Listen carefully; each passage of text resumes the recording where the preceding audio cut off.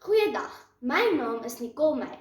Ek is in graad 6 in Laerskool Protea Park in Rustenburg.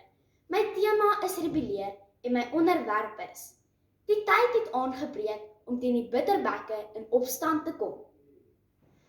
Bitterfontein, suurbek kom, die hel dronk vlei, of selfs vuil van der Byl.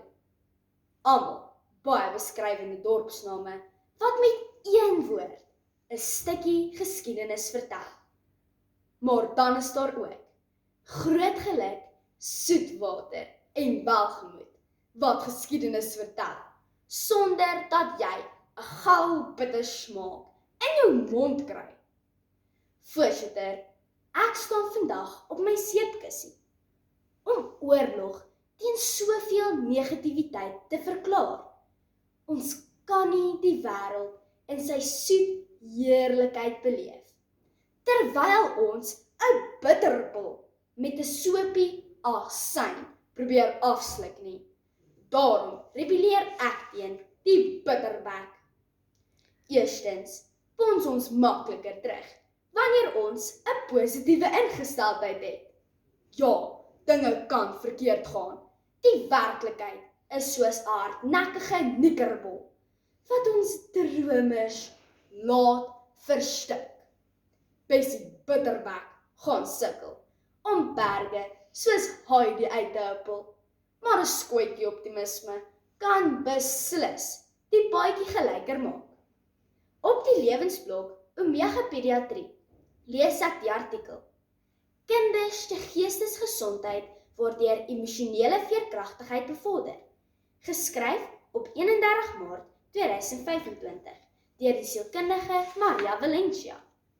Dr. Valencia verduidelik dat veerkragtigheid alles behalwe 'n slit jou trane en word groot ingesteldheid is.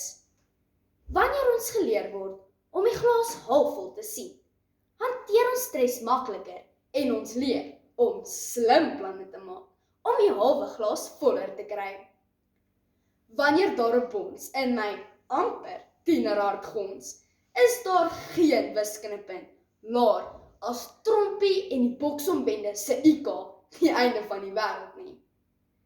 Dames en here, veerkragtige Fanie skrik nie vir 'n paar opdraandes nie, want hy weet hy gaan bokom.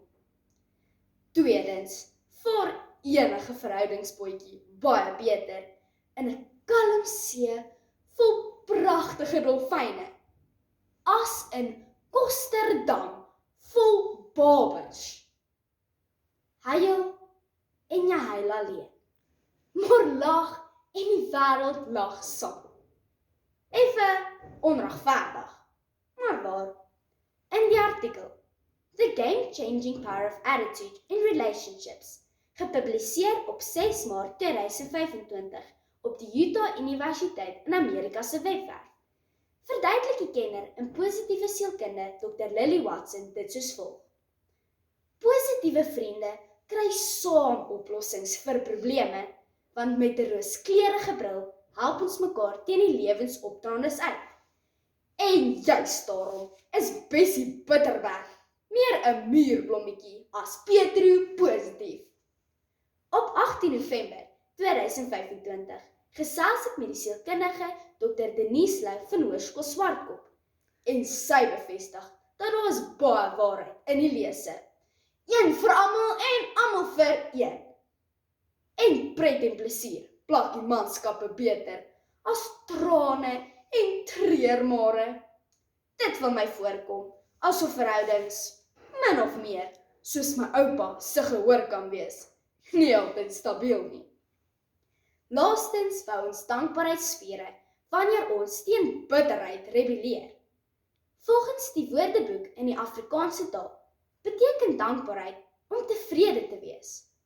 Ons voel baie of ons nie genoeg het of is nie.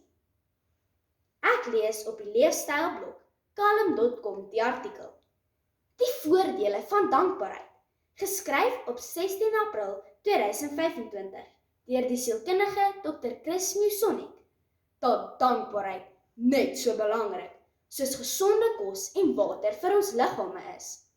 Hy sê, die geheim is om nie te fokus op wat ons kort nie, maar eerder op wat ons reeds het. Dankbaarheid leer my dat vergelykings net in my wiskunde handboek hoort. Ons leer wat regtig belangrik is, maar vir my staan die les. Leef in die oomblik, kop en skouers uit. Ons weet nie meer hoe om vir nou te leef, om elke dag en oomblik te geniet wat ons doen nie, want ons is te besig om ons nekke na agter of vorentoe te verrek. Dames en here, ek sê basta daarmee. Kom ons besluit vandag dat genoeg dikwels al te veel is. En kom ons wees meer soos my ouma altyd sê. Nicole, minder trots en meer dankbaar.